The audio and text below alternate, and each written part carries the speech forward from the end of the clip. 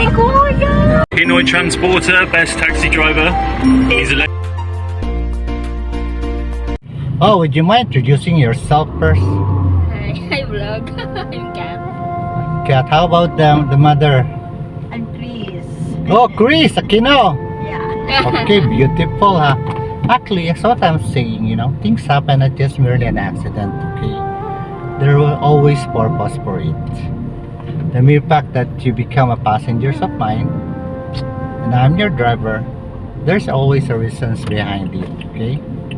Tuloy nga lang din i-discuss natin kanina, sabi nyo, are already prepared for the coming of our Lord. Sabi nyo, yes, what preparation? Ano nga sabi mo, ma'am? By praying and repenting. By praying and repenting. Okay. Tuon na rin siguro kay siguro yung part na ina-accept natin si Christ as our Savior. Yun ba? I think I must say na we're ready na din talaga. Okay. I have a good news for you. Good news or bad news? Two.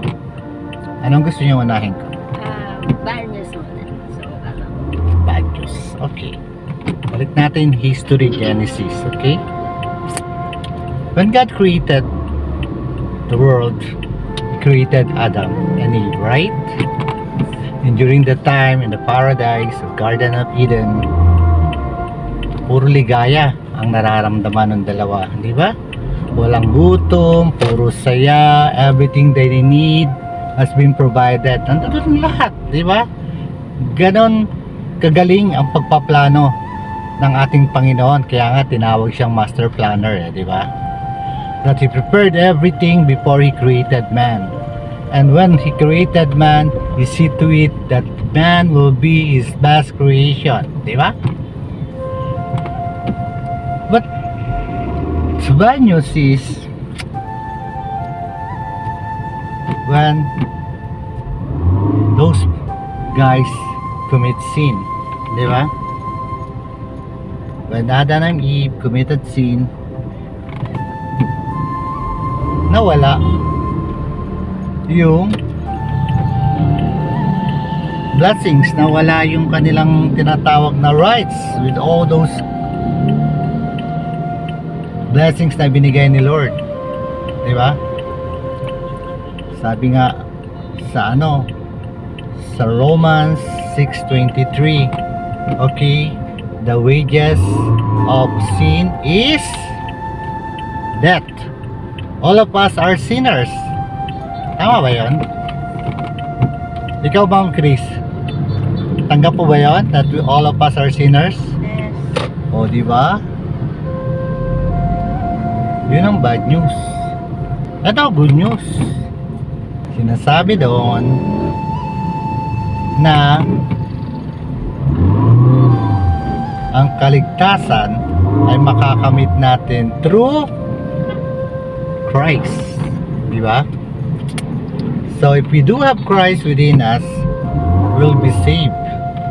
Kaya nga, through His life, death, and resurrection, nagkaroon ng gospel.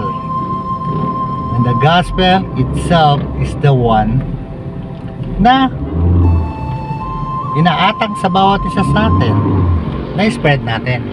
Kaya nga tinatawag nilang, it's a good news, di ba? The gospel is a good news. So, between man and God, nung dumating yung sin, nagkahiwalay tayo, di ba? Pero dahil kay Kristo, sa kanyang pagkamatay at muling pagkabuhay, nagkaroon tayo ng muling relationship with God, di ba? Alam niyo ba yung, di ba may Christmas song na gano'n? That God and man reconcile. So sa Christmas song, ano nga ba yun? Anyway, so ang tanong, ang sagot, di ba? Where's the preparations that we do, di ba? Anong preparation ang kailangan natin? Sinasabi sa John 14:6, I am the way, the truth, and the life. No one will enter the kingdom of heaven except through me, says Jesus. So wala pala ibang pwedeng daan kundi si Jesus lamang. Oh, naniniwala kayo sa Bible? Ikaw, Ate Chris? Oh, si Kristo lang pala ang daan at ang katotohanan eh. Ang tanong again, have you accepted Him as your Lord and Savior? Tinanggap niyo ba siya? Paano niyo siya tinanggap? Believing and having faith. By believing and having. Have you proclaimed it through your mouth? Yes, through prayers. Okay, very good. So, masarap ang buhay pagkasama si Kristo. Walang problema, walang sakit, walang alalahanin. Kasi all our pain, condemnations, problems has been washed away 2,000 years sa cross. When He died, sumama na lahat yun. At kapag tinanggap natin si Kristo sa buhay natin, be the master of our life, wala na tayong problemahin. What just we need to do is just trust, believe, and surrender. Di ba? Anong preparation dapat natin gawin para maging ready tayo? Can you consider yourself saved? As of now, hindi ba? Ha? Save siguro in the sense na may faith ako may Lord. Okay. But, ayun nga. Kasi sa second coming kasi diba, dun pa lang din talaga yung judgment. Oo nga. Di ba? But siguro, I must say na since I believe in the Lord Jesus, safe Oo. na ako. Okay. How about you, Ma'am Chris? Save ka na ba? Yeah. Save na! Di ba? It's not just believing. Okay. Saan ang religion mo? A Christian? Yeah. Born again Christian. John 3:3. Unless a man be born again, he cannot enter the kingdom of heaven. Born again is not a religion. Okay? Pag sinabing you're a born again, the old has died, the new has come. Pinatay mo yung dati ikaw at tumuli kang nabuhay, kasama mo na si Kristo sa bagong buhay mo. Kaya everything that you do will manifest Christ-like attitude. Kaya ma'am, anong religion nyo? Catholic. Catholics, okay. I used to be a Catholic before. Papari nga sana ako. Talaga? Yeah. When I was in high school, I used to preach. I pray the rosary from every nooks and corners of our school. I go from one annex to another and pray rosaries. I propagate, the goodness of God. Ano ko nun? To God through Mary. Di ba? To God through Mary. Hindi pala to God through Mary. To God through Jesus. Yun ang nakasulat sa Bible eh. At yun ang sinasabi ng Ama sa Langit. Nakita nyo ang aking anak, parang nakita nyo na rin ako. Whatever powers do I have, ganoon din ang sa anak ko. Ba't hindi na tuloy mag-aral ng Teo? Magpare. Sabi ko nga sa inyo, di ba? Everything that happens is according to God's plans and purpose in our life. Pwede naman daw pagsilbihan ng Panginoon in a normal life that you'll experience being a father, that you experience, embracing the words, for you to realize the difference of worldly things and the godly ones. Kasi hindi mo ma-determine ang pagkakaiba ng isang bagay kung wala kang comparison. Di ba? Hindi mo masasabing malambot ang isang bagay kung hindi ka nakaranas ng may matigas na bagay. Hindi mo masasabing mapait ang pagkain kung hindi ka nakatikim ng matamis na pagkain. So, ganun ang buhay. Now,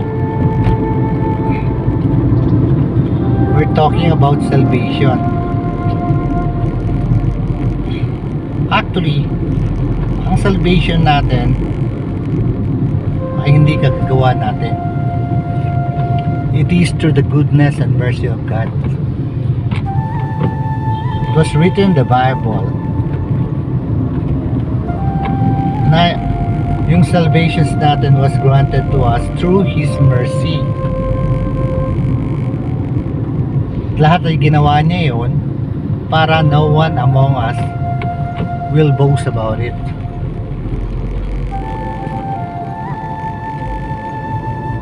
Ang mercy niya, yun ang nag-save sa atin. Wala ninuman ang pwedeng ma-save dahil sa kabaitan, dahil sa kawang gawa. No. Those are just the fruits na lumalabas sa atin dahil sa pagmamahal ng Diyos sa atin. You guys read Bible? Still not much.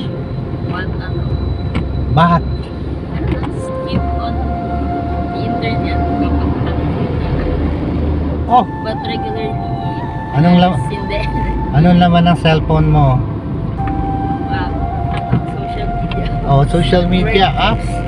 Break files. Baka pwedeng mag-download ka ng Bible, at least kasama mo anytime. Do you know that Bible is the words of God? Tama, sabi nyo nga, di ba? And the words of God is our tools, our weapon in our day-to-day life. It is the one that encourages us. It is the one that gives us hope. It is the one that will assure us of God's love and mercy. So kung anong sitwasyon ang hinaharap mo sa bawat oras, sa bawat pagkakataon, merong salita ang Panginoon na pwede mong panghawakan. Di ba? Kaya lang, sabi nga nila, when you obey the Bible, you should not be selective. Di ba? Kung naniniwala ka na ang Bible is the Word of God, dapat we have to follow it. Hindi yung kung ano lang gusto nating sundin. Kundi yung, oh, gusto ko lang yung Genesis, oh, gusto ko lang yung Matthew, gusto ko lang yung ano, di ba? Ayoko ng Acts, kasi ang Acts, inuutusan akong ikalat ang salita ng Diyos. Di ba? Pero lahat tayo has been commanded to spread the goodness of God. Try nyo ano. I'm not encouraging you to change your belief because walang or religion, dahil wala namang masisave sa religion eh. Ang saving will depends on your relation with Christ. Na dapat kilalanin natin si Kristo. Okay? At pag nakilala natin si Kristo, that's the time. Siyempre, pag kilala mo isang tao at alam mo ang kabutihan niya, ang possibility, susunod ka sa kanya, di ba? Mahirap naman sumunod sa isang tao na hindi mo kilala, di ba? So, dapat kilalanin muna natin si Kristo. At paano natin makikilala si Kristo? Magbasa tayo ng Bible. Prayers is our way of communicating with God. And His words, which is written in the Bible, is God's way of communicating with us. O, diba? So, usually what? Like the devotion ka ba? Quiet, we call it quiet time. Quiet time before you sleep, when you wake up. But most of the time, Proverbs 16:3 said, put God's first in everything that you do, and He'll crown your effort with success. Lahat ng gagawin mo, you have to pray for it so that you'll be guided. may pupuntahan ka, seeking for guidance, kung may didesisyonan ka, seeking for wisdom, lahat ang gagawin mo, i-consult mo kay Lord. Kasi nga, sinurrender mo ng sarili mo sa Kanya. Yun ang masarap sa pagiging Kristiyano. You learn how to convert your stress into excitement. Yung pag namroblema ka, most people are stressful. Ikaw, excited. Kasi alam mo yung problema mo masasolve. Ang exciting about it is sa paanong paraan, paano kikilos ang Diyos, yun ang nakaka-excite doon. So, we'll end up this trip with an open arms, an open thought na isipin nyo yung mga pinag-usapan natin. At katulad nga na to, binlog ko to, mapapanood nyo. Basta what's important is God loves you so much. Okay? That's the ultimate knowledge that we have to take towards us, that Jesus loves us. Blessed na nakasakay kami dito. It's one of us is a blessing to each other. Okay? Uwi kami safe. Blessed mga Kasi kada pa kag nag-aabang doon ng taxi. Sabi ko nga sa inyo, things happen at just merely an accident. Huwag mo hintayin mawalan ka ng trabaho para magkaroon ka ng time kay Lord. Dalawa po. Di ba? May mga ganong sitwasyon eh. Ganon, kuminsan gumagawa ng sitwasyon ng Panginoon dahil hinahabol niya tayo eh. Di ba?